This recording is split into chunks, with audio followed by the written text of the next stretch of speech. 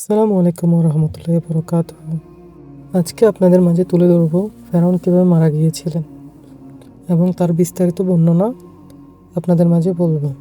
মহান আল্লাহ হযরত মুসা আলাইহিস সালামকে নবুয়ত দিয়ে তার সমকালীন ফেরাউন তাওহীদ বা একাত্মবাদের দাওয়াত দিতে পাঠিয়েছিলেন।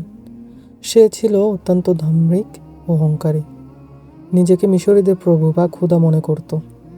কোরআনে বহু জায়গায় হযরত মুসা আলাইহিস সালামকে ফেরাউনের কাছে প্রেরণ, ফেরাউনের উদ্ধত্ত ও জুলুম, মুসা আলাইহিস সালামের দাওয়াত ও সংগ্রামের ঘটনার বর্ণনা এসেছে। হযরত মুসা আলাইহিস সালামের সমকালীন ফেরাউনের প্রকৃত নাম নিয়ে মতভেদ রয়েছে। অনেকের মতে এই ফেরাউনের নাম ছিল রামেসিস। অনেকে বলেন নবুয়ত লাভের পর মুসা আলাইহিস সালাম যে ফেরাউনের মুখোমুখি হয়েছিলেন তার নাম ছিল মারনেফতা।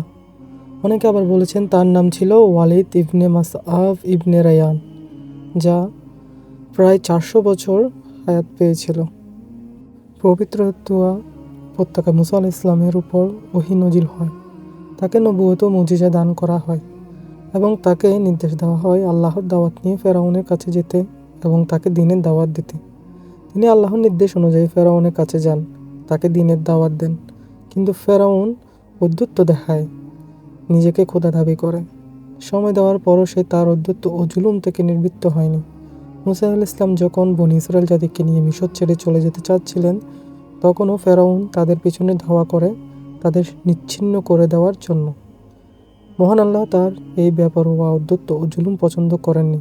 তিনি ফেরাউনের তাড়া খেয়ে ছুটতে থাকা বনী ইসরাইল জাতিকে লোহিত সাগরের 2 ভাগ করে ফিলিস্তিনের দিকে চলে যাওয়ার রাস্তা করে দেন এবং ফেরাউনকে লোহিত সাগরে ডুবিয়ে মারেন। পবিত্র কোরআনের সূরা নাজিয়াতে মহান আল্লাহ বলেন, মুসার বৃত্তান্ত আপনার কাছে পৌঁছেছে কি?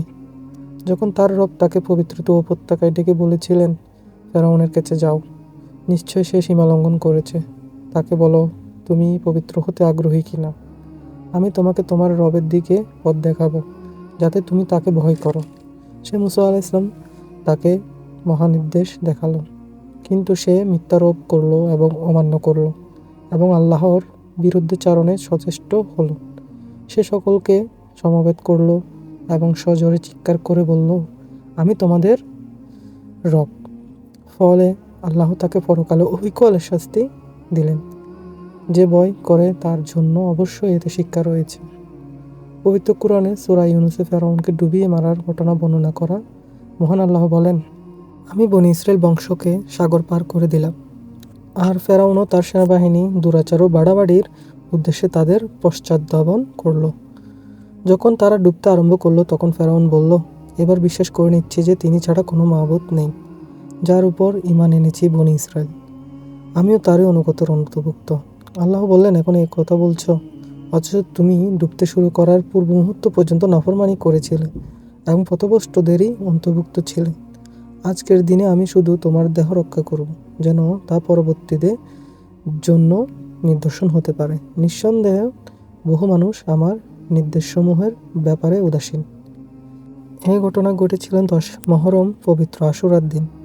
ইমাম বুখারী সাহাবী ও হযরত আব্দুল্লাহ ইবনে আব্বাস রাদিয়াল্লাহু তাআলা থেকে বর্ণনা করেন, নবীজি সাল্লাল্লাহু আলাইহি ওয়াসাল্লাম হিজরত করে মদিনায় পৌঁছে মদিনার ইহুদিদের আশুরার দিনে রোজা পালন করতে দেখেন।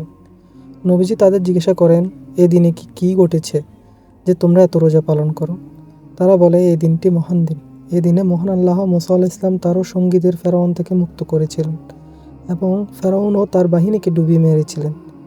এর কৃতজ্ঞতাস্বরূপ মুসা আলাইহিস সালাম রোজা রাখতেন, তাই আমরাও আশুরার রোজা পালন করি। ইহুদিদের জবাব শুনে নবীজি সাল্লাল্লাহু আলাইহি ওয়াসাল্লাম বলেন, তাদের তুলনায় আমি হলাম মুসা আলাইহিস সালাম এর অধিক নিকটবর্তী। কাজেই তিনি নিজেও এদিন সওম পালন করেছেন এবং এদিন সওম পালন নির্দেশ রয়েছে। আশুরার রোজা 2টি রাখতে হয়।